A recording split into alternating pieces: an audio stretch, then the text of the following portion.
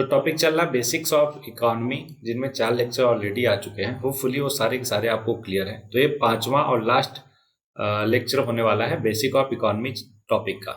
चलो, ये रहा कुछ डिटेल मेरे बारे में। होपफुली आपको मालूम है, इसलिए आगे बढ़ जाते हैं। इस पर्टिकुलर लेक्चर के लिए एवरीबॉडी आपको ध्यान रखना है क्रेडिट सिस्टम और साइंटिफिक टेम्परामेंट का ध्यान है। ये दोनों कैसे डेवलप करोगे कि जो भी मैं बता रहा हूँ, सिखा रहा हूँ, उनमें अगर कुछ भी डाउट लगता है, कुछ भी ऐसा रहता है जहां पे क्लैरिटी नहीं आई, आपको कोई डाउट है, तो तुरंत डिस्कस करना है या फिर कमेंट बॉक्स में पूछना है। ओके, इस पर्टिकुलर लेक्चर के लिए मार्क करो कॉपी में फ्रॉम 1 to 20। ये रहा पहला क्वेश्चन आपके सामने। Which one of the following statement with regard to India's economy between 1814 से 1860 तक, है ना, नॉट करेक्ट। ध्यान है, नॉट करेक्ट बोला पहला। Between this 4 commodities dominated India's export, क्या क्या, रॉ सिल्क, ओपियम, कॉटन और इंडिगो। अगला ऑप्शन बोल रहा बिटवीन इतना 5 commodities dominated India export raw silk, क्या क्या थे, raw silk, opium, cotton, Indigo और जूट। मतलब पहले वाले ऑप्शन से जूट एक बढ़ गया।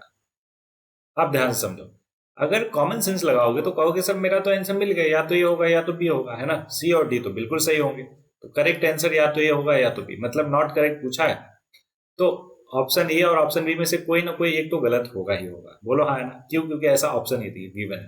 तो बाकी सी और डी को पढ़ने की जरूरत ही नहीं है एवरीबॉडी, है ना। हमारा आंसर आ गया या तो ये या तो बी। 50-50 आप आ गए। देखो, ये जो कॉमन सेंस लगाने का तरीका है वो तभी आप लगा पाते हो, स्पेशली यूपीएससी के क्वेश्चन में, जब आप प्रैक्टिस करते हो इनफ सच दैट कि आपको हर वैरायटी का क्वेश्चन पता चल जाता है। ठीक है, तो यहाँ पे देखो, या तो ए गलत होगा या तो बी गलत होगा। तो एक्चुअल में देखा जाए तो ऑप्शन बी गलत है एवरीबॉडी। क्यों? क्योंकि जूट जो है 19th सेंचुरी के स्टार्टिंग में नहीं, बल्कि 20th सेंचुरी के स्टार्टिंग से जो है डोमिनेट करना स्टार्ट किया, किसको, एक्सपोर्ट को। क्लियर सबस, तो हो गया इसका आंसर। एक्सप्लेनेशन देखते हैं। Between 1814 and 1860s 4 commodity dominated India's export, क्या क्या, रॉ सिल्क, ओपियम, कॉटन और Indigo. Jute was not a major export during this period. Jute became a significant export commodity from India in the late 19th century and continued to gain prominence in the early 20th century. मतलब 19th century के एकदम last से start हुआ, earlier century, है ना, तक क्या हुआ कि प्रोमिनेंट प्लेयर बन गया, किसमें, एक्सपोर्ट में। ठीक है, अब मैंने कहा कि आपको सी और डी देखने की जरूरत नहीं, लेकिन याद कीजिए हम क्या कर रहे हैं, पूरा एनालाइज कर रहे हैं पी वाई क्यू को। तो उसके लिए मैंने समझाया आपको कि एक एक स्टेटमेंट, एक एक ऑप्शन जरूरी है। दैट्स वाई हमें भले ही करेक्ट आंसर मिल गया है, लेकिन हम क्या करेंगे, ऑप्शन सी और डी को भी देखेंगे। क्यों? क्योंकि वो करेक्ट है तो हमारा फ्लेक्चुअल क्लैरिटी होगा। बोल रहा indigo and raw silk required processing technique, बिल्कुल ठीक बात है। Indigo and raw silk were finance by foreign capital. देखो, ये जो है, हो सकता है आपको अगर वैसा स्टेटमेंट वाइज दिया होता तो इसको आप गलत मार्क करते, लेकिन ये एक्चुअल में करेक्ट स्टेटमेंट है कि इंडिगो और रॉ सिल्क जो है फाइनेंस किए जाते थे फॉरेन कैपिटल के द्वारा। कब? 1814 से लेकर 1816 के बीच में। क्लियर है क्या आपको? सबस। Next question. In view of the fact that kerosene is an inferior good. याद कीजिए, इंफीरियर गुड क्या होता है, ऐसे गुड जो मजबूरी में हम यूज कर रहे हैं। कल को पैसे ज्यादा आ गया आपको, इसको छोड़ के सुपीरियर की तरफ बढ़ जाओगे। समझ रहे हो क्या? मतलब मजबूरी का साथी, इतना सिंपल समझो। What are its implication.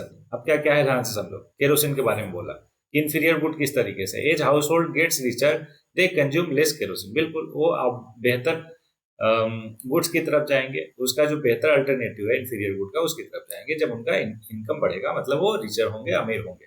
दूसरा, over time there is decline in quality of kerosene. भाई, क्वालिटी का और इंफीरियर गुड से क्या मतलब है? कहने का मतलब ये है कि केरोसिन इंफीरियर है, इसका मतलब ये थोड़ा ना वो ओवर टाइम क्वालिटी उसका घटेगा बढ़ेगा, उससे हमें क्या लेना देना। इंफीरियर गुड है, क्यों? क्योंकि लोग मजबूरी में उसको यूज करें, जैसा कि पहले वाले बताया। तो दूसरा नहीं हो सकता, दूसरा नहीं ले, आ गया हमारा आंसर। करेक्ट ऑप्शन क्या होगा?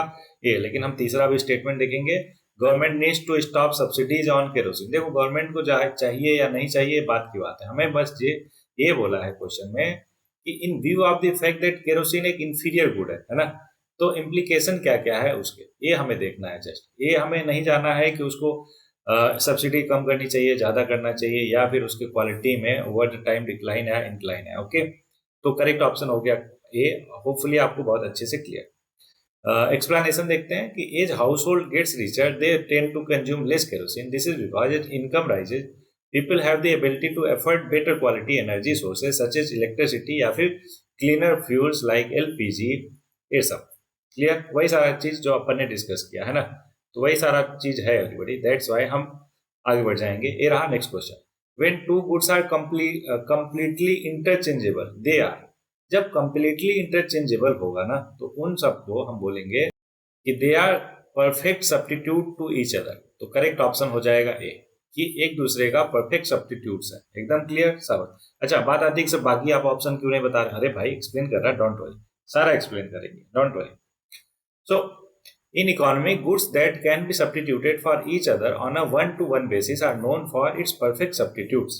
For example, consumer needs to buy a bottle of water, ठीक है, and they have the option to choose between two different brands, है ना, of water that are identical in taste, quality और price. सब की चीज में same to same है ना.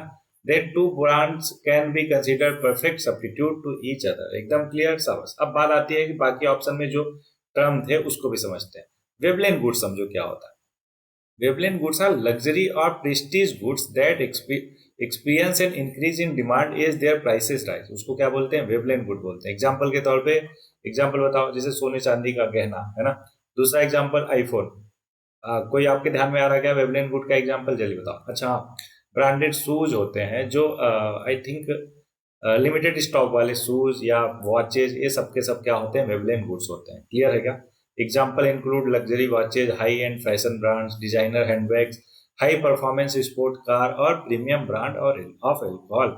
ये सब के सब क्या है, वेबलेन गुड्स है. इनका प्राइस बढ़ता है तो इनका डिमांड भी बढ़ता है. क्लियर है क्या.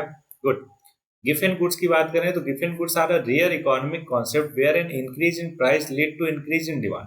अब ऊपर क्या था, वेबलेन गुड्स आर लग्जरी और prestige good that expense an increase in demand as their prices rise. तो वेबलेन गुड का भी प्राइस राइज होने पर डिमांड बढ़ता है और गिफन गुड्स का भी. इसमें एग्जांपल की बात करें तो वो बहुत ही रेयर होते हैं, मतलब बहुत ही कम स्टॉक में होते हैं, मतलब लिमिटेड स्टॉक में. जैसे one commodity cited example is staple food item like rice और potato in certain low income communities.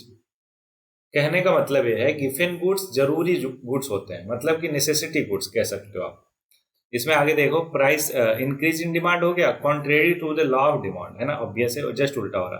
They are inferior goods that people consume out of necessity rather than choice, है ना. ये जरूरत है उनकी, ना कि चॉइस है. लेकिन वेबलेन गुड क्या थे, वो चॉइस था इंडिविजुअल का. गिफन गुड्स क्या है, वो नेसेसिटी है, जरूरत है उनकी. क्लियर. एग्जाम्पल के तौर पे राइस या potato in certain low income community. एकदम क्लियर सबस.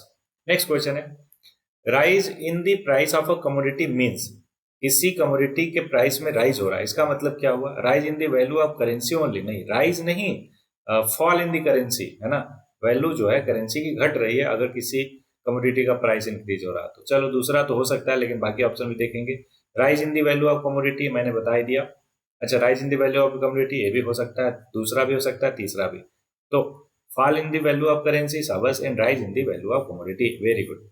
तो ये ऑप्शन करेक्ट जो है डी है. क्यों, क्योंकि डी में दोनों है. तो देखो, किसी भी कमोडिटी या प्रोडक्ट या गुड्स का प्राइस जो है तभी बढ़ सकता है कब, जब या तो उसका प्राइस बढ़े, ठीक है, उसका दाम बढ़ जाए, या फिर जो हमारी करेंसी है ना उसकी वैल्यू फॉल हो जाए. क्या हो, उसकी वैल्यू फॉल, मतलब उसकी वैल्यू घट जाए. क्लियर है क्या. महंगाई के साथ यही तो होता है. बोलो हाँ है ना सब. एकदम क्लियर है, कुछ एक्सप्लेन करने की जरूरत नहीं, इसलिए आगे बढ़ जाएंगे.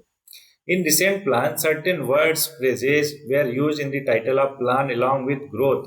They are. याद करो, ये कब का है, 2015 का है, और हमारा 12 5-year प्लान कब आया था, 2012 से 17. उसी की बात कर रहा है. याद करो क्या नाम था उसका. उसका नाम था faster more exclusive and sustainable growth.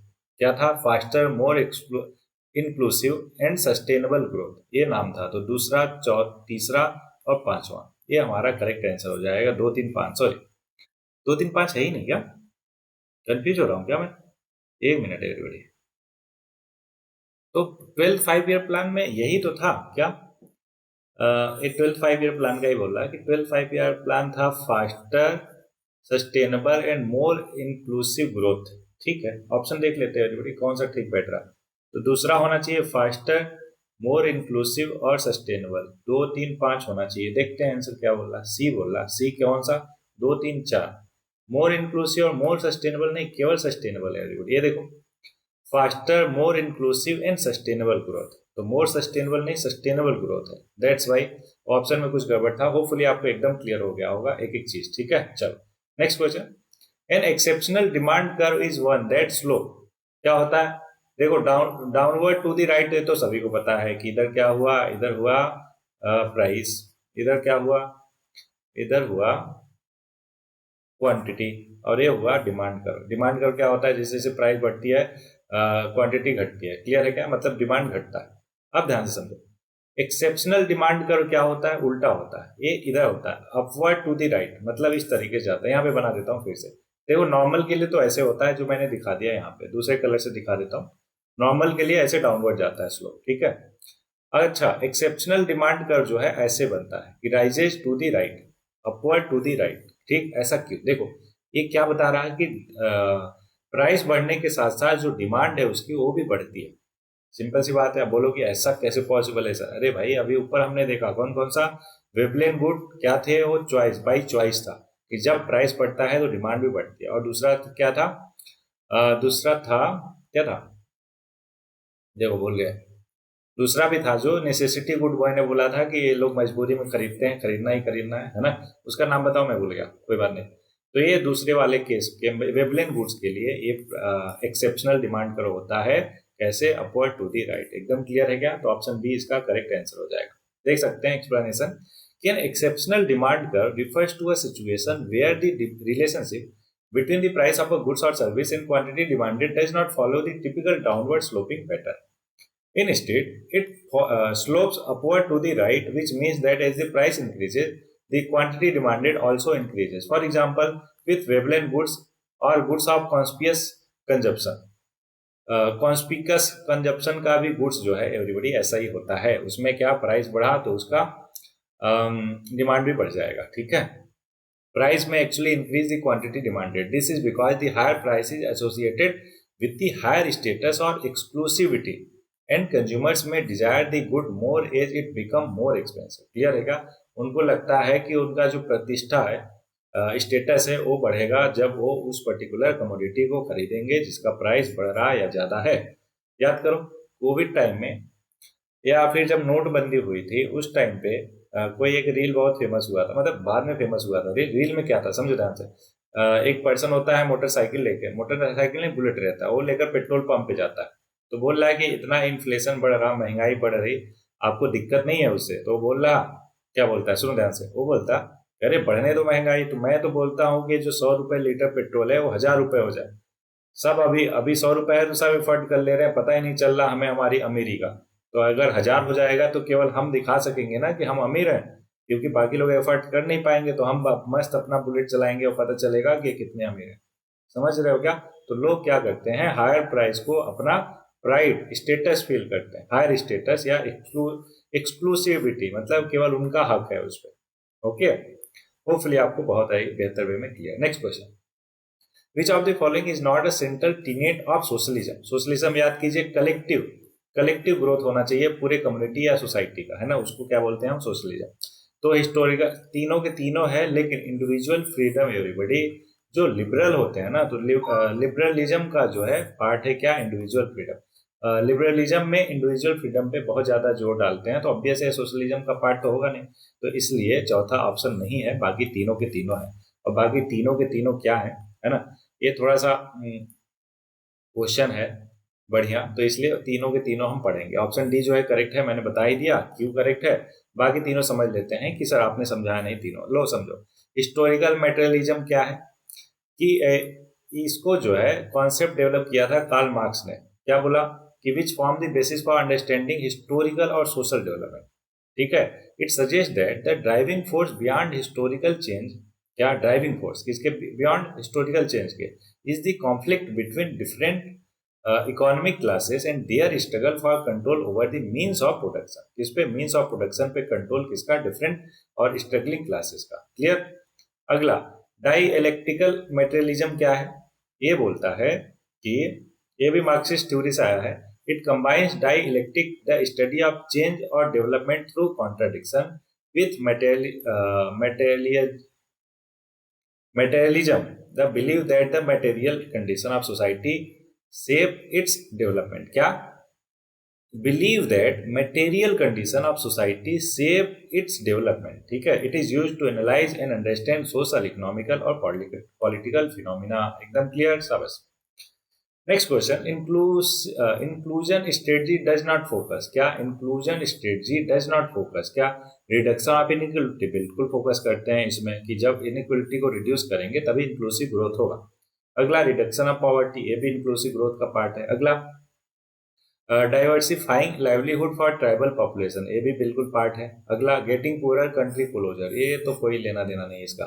तो इंक्लूसिव ग्रोथ का इस मतलब नहीं है कि गेटिंग पुअर कंट्री क्लोजर. एकदम सिंपल सा दिख रहा है आपको क्वेश्चन, शाबाश. तो इसका एक्सप्लेनेशन में भी कुछ नहीं है, चाहो तो आप पढ़ सकते हो, वही चीजें हैं जो मैंने आपको बताया. Next question, the way total output changes due to change in all input is same proportion is known as. समझ रहे हैं? जितना हम इनपुट में चेंज कर रहे हैं, इनपुट का मतलब लैंड, लेबर, है ना, इन सब चीजों पे और फिक्स कैपिटल, इन सब चीजों पे जितना हम चेंज कर रहे हैं, आउटपुट भी हमारा उसी रेशियो में, उसी प्रोपोर्शन में चेंज हो रहा. तो इसको हम बोलते हैं रिटर्न टू स्केल. ध्यान रहे, ये टर्मिनोलॉजी कब यूज होता है? जब इनपुट में चेंज करो तो आउटपुट में उसी प्रोपोर्शन में चेंज हो, तो उसको रिटर्न टू स्केल बोलते हैं. क्लियर? देखो ध्यान से, when there is a proportional change in all inputs and the total output changes in the same proportion, it is referred as the return to scale. For example, अगर company double करती है अपना input, जैसे labour, capital, ये सब, land, labour, capital, infrastructure, तो total output जो है वो भी डबल हो जाता है. Then it's demonstrate return to scale. Clear? सब. Next question, which of the following statement is are correct. 3 statement है, कौन सा करेक्ट है ये बताना है. ध्यान है, करेक्ट बताना. When marginal revenue is positive. क्या? मार्जिनल रेवेन्यू, याद कीजिए, मार्जिनल यूटिलिटी मैंने समझाया था. मार्जिनल रेवेन्यू क्या हो जाएगा? जब एक एडिशनल यूनिट बेचने पर जो प्रॉफिट या फायदा होता है उसको मार्जिनल रेवेन्यू बोलते हैं. मतलब एक एडिशनल यूनिट ऑफ कमोडिटी बेचने पर जो पैसे आते हैं, उसको रेवेन्यू आता है, उसको मार्जिनल रेवेन्यू बोलते हैं. वो बोल रहा है कि positive when total revenue increases with increase in output. बिल्कुल सही बात है. अगला, when marginal revenue is zero. Marginal revenue क्या है? जीरो है. Total revenue is maximum. Obvious है, कोई कमोडिटी ही नहीं बचा बेचने को, इसलिए मार्जिनल रेवेन्यू जीरो है जब टोटल रेवेन्यू मैक्सिमम होगा. अगला, when marginal revenue become negative, total revenue falls with increase in output. बिल्कुल, आउटपुट बढ़ रहा लेकिन टोटल रेवेन्यू जो है वो गिर रहा, तो इसलिए मार्जिनल रेवेन्यू क्या हो जाएगा? नेगेटिव. पहला, दूसरा, तीसरा, तीनों सही है आंसर डी, इसलिए आंसर डी हो जाएगा. एकदम सिंपल सी चीज है, कॉमन सेंस वाला. तो इसलिए आगे बढ़ जाएंगे. आप चाहो तो इसको रोक के पढ़ सकते हो अगर आपका कॉन्सेप्ट नहीं क्लियर है तो. होपफुली मैंने क्लियर कर दिया होगा एक्सप्लेन करके. ठीक है, चलो आगे बढ़ते हैं. फिर से 3 स्टेटमेंट देखना है कौन से स्टेटमेंट करेक्ट है. ठीक, पहला, if increase in demand and supply are of equal magnitude the price will remain unchanged but the equilibrium quantity will increase. एकदम क्या बोल रहा? अगर जितना डिमांड हो रहा उतना ही सप्लाई में चेंज हो, मतलब जितना डिमांड इंक्रीज हो रहा उतना ही सप्लाई भी इंक्रीज हो. डिमांड इंक्रीज हुआ, डिमांड और सप्लाई भी उसी प्रोपोर्शन में या रेशियो में इंक्रीज हुआ, तो क्या होगा कि जो प्राइस है ना कमोडिटी का, प्राइस तो अनचेंज रहेगा, कोई दिक्कत नहीं होगा. लेकिन जो क्वांटिटी है, इक्विलिब्रियम क्वांटिटी, मतलब पहले जितना डिमांड कर रहे थे अभी वो क्वांटिटी इंक्रीज हो जाएगा. तो ये बिल्कुल सही बोल रहा है एवरीबॉडी, ये है मार्केट का बेसिक रूल. दूसरा, if increase in demand is of greater magnitude, मतलब बोल रहा है कि अगर डिमांड ज्यादा है एज कंपेयर टू सप्लाई, है ना, तो बोथ इक्विलिब्रियम प्राइस. तो देखो बताओ, डिमांड ज्यादा है सप्लाई कम है, तो ऑब्वियस है प्राइस क्या होगा? बढ़ेगा, है ना. और क्वांटिटी भी क्या होगा? क्वांटिटी विल इंक्रीज, वो भी इंक्रीज होगी. क्लियर सी बात, सिंपल सी बात है, शाबाश. अगला, if increase in supply, supply अगर ज्यादा है डिमांड कम है, सप्लाई ज्यादा है डिमांड कम है, प्राइस क्या होगी? घटेगी. But equilibrium quantity will increase. Obvious है इक्विलिब्रियम क्वांटिटी इंक्रीज होगा. क्यों? क्योंकि भाई सप्लाई ज्यादा है डिमांड कम है, इस वजह से इक्विलिब्रियम क्वांटिटी इंक्रीज होगा. एकदम क्लियर है क्या? चलो, पहला, दूसरा, तीसरा तीनों क्लियर सही है, इसलिए करेक्ट हो गया ऑप्शन डी.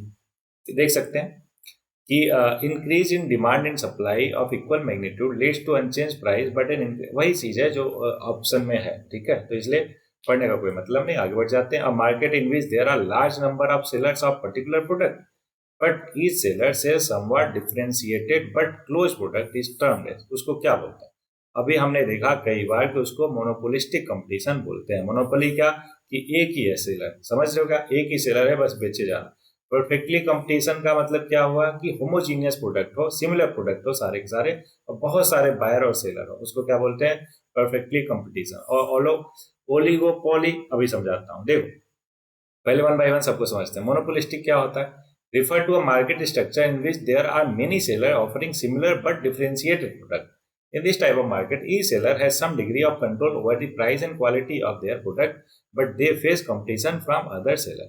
Perfect competition मैंने समझा ही दिया कि क्या होता है, is a market structure characterized by a large number of buyers and sellers who engage in buying and selling of homogeneous product। कैसा homogeneous मतलब एक जैसा। In a perfectly competitive market, there are no barrier to entry or exit। Clear, क्या कोई भी barrier नहीं है entry पे, है ना, और एग्जिट पे। आगे बोला perfect information is available to all market participants and there is no individual firm's ability to influence market prices. कोई एक इंडिविजुअल फर्म जो है वो प्राइस को इन्फ्लुएंस नहीं कर सकती। मोनोपोली मैंने समझा ही दिया, क्या एक मार्केट स्ट्रक्चर है जिसमें केवल एक सेलर होता है और प्रोड्यूसर ऑफ अ प्रोडक्ट और service that has no close substitutes. The monopolistic firm has significant market power and can control prices and output level। Barrier to entry exist किसमें, monopoly में, ध्यान रहे मोनोपोली में everybody, such as patent, high startup cost और exclusive access to resources prevent और limit competition. तो ये क्या है, मोनोपोली के कैरेक्टरिस्टिक है। ओलिगोपोली क्या होता है समझो। Oligopoly is a market structure characterised by a small number of large firm, मतलब चार पांच, मतलब बहुत ही limited number of large firm, बड़े बड़े फर्म हैं that dominate the market. For example अभी हमारे यहाँ पे जैसे है सिम कार्ड, है ना, जो टेलीकॉम कंपनियां हैं, क्या एयरटेल हो गया, जियो हो गया, है कि नहीं, एयरटेल, जियो और एक आया है वी। तो ये तीन ही कंपनियां हैं सोचो, और ये बड़ी बड़ी कंपनियां, ऐसा नहीं छोटी मोटी कंपनियां, बोलो हाँ ना। तो ये ओलिगोपॉली हो गया। This firm have substantial market power and their action can impact market prices and output. Oligopolistic market can lead to prices war, collusion, and non-price competition such as advertising और प्रोडक्ट डिफरेंशिएशन। अरे काम करो आप, चारों के चारों मैंने समझा दिया आपको। ओलिगोपोली, अच्छा मोनोपोली का एग्जांपल अगर आपको देना हो तो आप बोलोगे सर मोनोपोली का केवल एक ही हो, है ना, तो केवल एक ही प्रोडक्ट बिकता हो, केवल एक ही कंपनी का, है ना। मोनोपोलिस्टिक मैंने समझा दिया, परफेक्टली कंपटीशन समझा दिया। अब एक काम करो, चारों के एक एग्जांपल दो आप, ठीक है, चारों के। चलो कमेंट बॉक्स में अभी क्या भी लिखो, ठीक है। याद है ना क्रेडिट सिस्टम, तो वो डेवलप करने के लिए जरूरी है कि चीजों को फॉलो किया जाए। नेक्स्ट क्वेश्चन है, the value of all final goods and services produced by the normal residence, ध्यान है रेजिडेंस बोल रहा है, of a country and their property whether operating within the domestic territory of the country और outside in an year is termed. ध्यान समझ, बोला residence और उनकी प्रॉपर्टी चाहे इंडिया में हो चाहे इंडिया के बाहर हो, समझ लो, सबसे जो भी पैसे आ रहे हैं उन सबको क्या कहेंगे, फाइनल गुड्स एंड सर्विसेज, उन सबको कहेंगे ग्रॉस नेशनल इनकम। बिल्कुल सही है, नेट नेशनल इनकम नहीं, जब ग्रॉस में से हम डिफ्रेंसिएशन को माइनस करेंगे, मतलब GNI माइनस डिप्रिसिएशन, तो आता है हमारा नेट नेशनल इनकम, ठीक है क्या। अगला gross domestic product, GDP। GDP क्या होता है everybody, the final values of all the final goods and services produced in a territory. अब उसमें चाहे फॉरेन्स प्रोड्यूस कर रहे हैं चाहे इंडियंस प्रोड्यूस कर रहे हैं, मतलब नहीं है, हमारी टेरिटरी के अंदर पूरे एक साल में जो final goods and services produce हुए उसका जो मॉनेटरी वैल्यू है उसको हम कहते हैं GDP। क्लियर है क्या। नेट डोमेस्टिक प्रोडक्ट मतलब NDP कब आता है, जब GDP में डिप्रिसिएशन माइनस कर देते हैं। बोलो एकदम क्लियर, सबस। तो ये हो गया 146 का आंसर कौन सा हुआ, GNP, मतलब करेक्ट ऑप्शन हुआ। क्लियर है क्या। चलो सारा कुछ मैंने समझा ही दिया, इसलिए आप चाहो तो इसको पढ़ सकते हो, ठीक है। वही चीजें है जो मैंने आपको बताया। GNI क्या है, gross national income, include factor such as wages, profit, rents and net income from foreign asset. Clear है क्या। याद कीजिए नेशनल इनकम का एक और फॉर्मूला मैंने बताया था, ठीक है, NNP एट फैक्टर कॉस्ट। देखो यहाँ पे आ भी गया, NNP नेट नेशनल प्रोडक्ट, यहाँ पे national product at factor cost equal to NNP at factor cost को ही हम नेशनल इनकम बोलते हैं एवरीबॉडी, ठीक है। अब ये इक्वल किसके होता है, ध्यान समझो, डोमेस्टिक प्रोडक्ट कहाँ से आ गया, है ना, यहाँ तो नेशनल प्रोडक्ट, नेट फैक्टर हम एक ब्रॉड, ऐसा कुछ नहीं है। National product eight market price minus indirect tax plus subsidy, बिल्कुल सही है, बाकी देखने की जरूरत नहीं। ध्यान समझो, national product eight market price, जो NP है, NNP किस पे, मार्केट प्राइस पे। हमें पता है कि हमारा फैक्टर कॉस्ट है, मतलब फैक्ट्री के गेट पे फैक्टर कॉस्ट का मतलब एवरीबॉडी होता है फैक्ट्री के गेट पे, तो समझो ध्यान से, एनएनपी एट फैक्टर कॉस्ट क्या होता है, एक चुअल में होता है NNP eight market price minus किया हमने क्या, इनडायरेक्ट टैक्सेस, जो भी टैक्सेस लगे, ठीक है, प्लस किया सब्सिडी। चलो एकदम आपको क्लियर समझा देता हूँ। देखो कोई भी प्रोडक्ट बना, ठीक है, प्रोडक्ट बना फैक्ट्री के गेट पे क्या होगा, एनएनपी बोलेंगे, नेट नेशनल प्रोडक्ट, ठीक है। अब उसमें जो भी हमने सब्सिडीज दिया है, क्या सब्सिडीज दिया है, उसको अगर हम माइनस कर दें और डायरेक्ट इनडायरेक्ट टैक्सेस ऐड कर दें, इनडायरेक्ट टैक्सेस ऐड कर दें, तो अब ये जो प्रोडक्ट है वो हमारा मार्केट में एंटर कर चुका है। क्यों? क्योंकि मार्केट में एंटर करने पे यही तो होता है क्या, कि उस पर डायरेक्ट टैक्सेस लग जाते हैं और जो भी सब्सिडी दिया है उसको हमने माइनस कर दिया, तो मार्केट प्राइस पे हो गया NNP eight market price. Clear है क्या? तो एनएनपी एक मार्केट प्राइस में से अगर इनडायरेक्ट टैक्स को माइनस करेंगे, अब सोचो कि इसको निकालना है हमें, एक मिनट कलर चेंज कर लेता हूँ, ध्यान दीजिएगा, अच्छे से ध्यान दीजिए, इसको हमें निकालना है, ठीक है। तो हमने क्या किया, माइनस सब्सिडी को उधर किया प्लस हो जाएगा, और प्लस इनडायरेक्ट टैक्स को उधर किया माइनस हो जाएगा, तो क्या दूसरा वाला ऑप्शन आ जाएगा क्या? ध्यान से देखो, आ जाएगा ना, समझ। तो इसलिए करेक्ट हो गया ऑप्शन बी। अगर ये ना समझ आया थोड़ा सा बैकवर्ड जाके फिर से देख लो, अच्छे से समझ आ जाएगा, डोंट वरी। तो national product factor cost refer to the total values of goods and services produced in an economy measured at the price paid to the factor of production such as labor and capital, ठीक है, उसको क्या बोलते हैं, factor cost. By subtracting indirect tax or adding subsidies from national product at market price, we eliminate the impact of these factor and arrive at the national product at factor cost। Clear हुआ क्या? सबस। बाकी चीजें देख सकते हो, ये सारी चीजें मैंने कई बार समझा दिया है एवरीबॉडी, इसलिए, और ऊपर भी समझा है, होपफुली आपको क्लियर है। अगर नहीं तो यहाँ पे भी आप देख सकते हो, सिंपल चीजें हैं, ज्यादा डिफिकल्ट है नहीं, इसलिए आपको समझ में आ जाएगा, इसलिए आगे बढ़ जाते हैं। नेक्स्ट क्वेश्चन है, under the forceful thrust of British rule a rapid transformation of the Indian economy took place, ठीक है।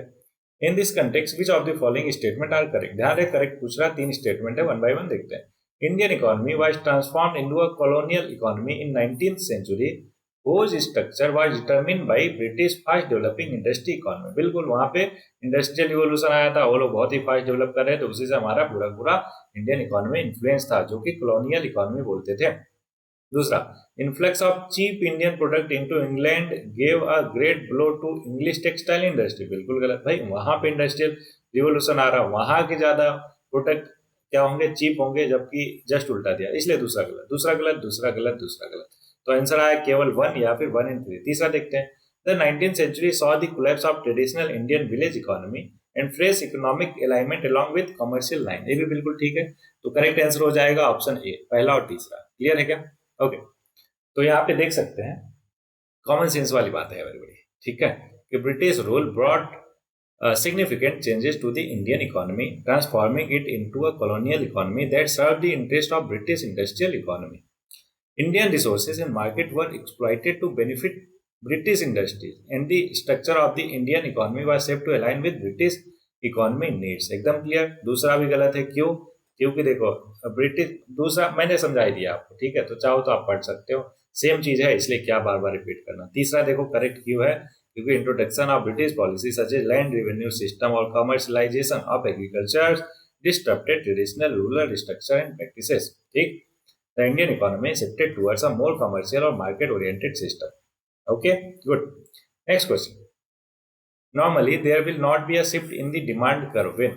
अब डिमांड कर्व की तरफ जो है शिफ्ट नहीं होगा, क्यों? इन चारों में से कौन सा करेक्ट आंसर है? तो इन चारों में से करेक्ट आंसर है everybody A, price of commodity fall. देखो पूरा का पूरा शिफ्ट बोल रहा डिमांड कर्व का, ये जो डिमांड कर्व है ना, पूरा का पूरा शिफ्ट हो, तो पूरा का पूरा शिफ्ट होगा कब? जब कंज्यूमर ज्यादा खरीदना चाहेगा तो डिमांड कर्व में शिफ्ट आएगा, एवरेज इनकम बढ़ेगा तो भी डिमांड कर्व में शिफ्ट आएगा, पॉपुलेशन ग्रो करेगा तब भी डिमांड कर्व में शिफ्ट आएगा। क्यों? क्योंकि क्वांटिटी चेंज होगा एवरीबॉडी, तो क्या प्राइस और क्वांटिटी दोनों चेंज हो रहा है, इसलिए शिफ्ट हो रहा है। लेकिन प्राइस ऑफ कमोडिटी को अगर हम इंक्रीज करेंगे तो ग्राफ पूरा का पूरा शिफ्ट नहीं होगा। क्या?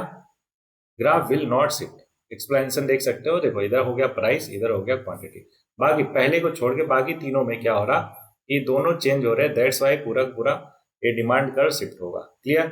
तो there is no shift in the demand curve when the price of a commodity falls। Several factors like rising income, change in population, change in expectation and change in taste or preferences affect individual or market demand। Clear है क्या? सबस।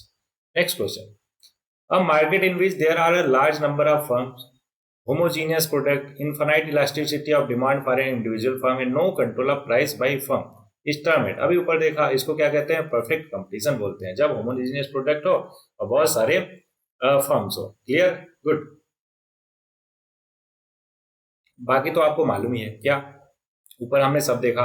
Oligopoly क्या होता है? जब limited दो चार जो है बड़े बड़े फर्म होते हैं, right. Okay, in perfect competition, perfect का जस्ट उल्टा। मोनोपोलिस्टिक अभी हमने देख लिया, बहुत सारे हो और सिमिलर बट डिफरेंशिएटेड प्रोडक्ट बेच रहे हो, ठीक है। सब पता है, इसलिए आगे बढ़ जाएंगे। अब चाहो तो उसको रोक कर पढ़ सकते हो, अभी हमने ऊपर जस्ट इसी लेक्चर में देखा है एवरीबॉडी, है ना, तो इसलिए हम आगे बढ़ रहे हैं। अगला, विच one of the following is a typical example of monopolistic competition? अभी मैंने समझा ही दिया था आपको, बताओ। रिटेल वेजिटेबल मार्केट या मार्केट फॉर सोप। सोप पे तो एमआरपी होता है ना, रिटेल वेजिटेबल मार्केट तो कम ज्यादा कर सकते हैं, है कि नहीं, तो कुछ ज्यादा ही डिफरेंशिएटेड हो जाएगा। लेकिन मार्केट फॉर सोप जो है डिफरेंशिएटेड बट सिमिलर प्रोडक्ट्स है, दैट्स व्हाई ये करेक्ट आंसर होगा। इंडियन रेलवे की बात करें तो मोनोपोली हो गई सरकार की, ठीक है। Labour market for software engineer को नहीं कह सकते। Retail vegetable market I think आ जाएगा परफेक्ट कंपटीशन में, ठीक है। चलो देख सकते हैं कि मोनोपोलिस्टिक कंपटीशन क्या है। दूसरा वाला है market structure characterised by large number of firm competing against each other offering differentiated product. ये क्या है? मोनोपोलिस्टिक का एग्जांपल है, ठीक है। The most suitable example of monopolistic competition is market for soap is there are numerous firm producing soap products with product differentiated and some degree of market power. Clear? Okay, पहला incorrect है, क्यों? Retail vegetable market typically exhibit perfect competition, ठीक। सी वाला option गलत है, क्यों? क्योंकि Indian railway सरकार की मोनोपोली है भाई साहब। ऑप्शन डी जो है इनकरेक्ट है, ऐसा क्यों? क्योंकि labour market for software engineer does not fit the definition of monopolistic competition. क्यों? As it refer to the market for a specific occupation rather than a market for differentiated product. Clear? शाबाश। तो इस lecture में इतना ही था, hopefully आपको सारा कुछ बहुत अच्छे से क्लियर होगा। कहीं भी डाउट होगा तो आप जैसे आप कमेंट बॉक्स में पूछ सकते हो। तो जैसा कि लास्ट में 2 लाइन रहता है आपके मेंस के लिए, साथ में जीवन के मेंस के लिए भी, सच दैट आप चलते रहो, पढ़ते रहो, ठीक है। तो आज के लिए 2 लाइन है। हेनरी फोर्ड जी का कहना है कि failure is simply the opportunity to begin again, this time more intelligently. मतलब कि जो आपका ये फेलियर है ना, असफलता है, वो आपके लिए एक और सुनहरा मौका है, किसके लिए? अगेन, फिर से स्टार्ट करने के लिए, और इस बार और कड़ी मेहनत से और बुद्धि के साथ और दिमाग के साथ बेहतर स्टार्ट करना है। एकदम क्लियर हुआ क्या? होपफुली आपको अच्छा लगा हो, साथ में क्लियर भी हुआ हो, वो ज्यादा जरूरी है। तो इस लेक्चर में बस इतना ही, मिलते हैं नेक्स्ट लेक्चर में, तब तक पढ़ते रहिए और आगे बढ़ते रहिए।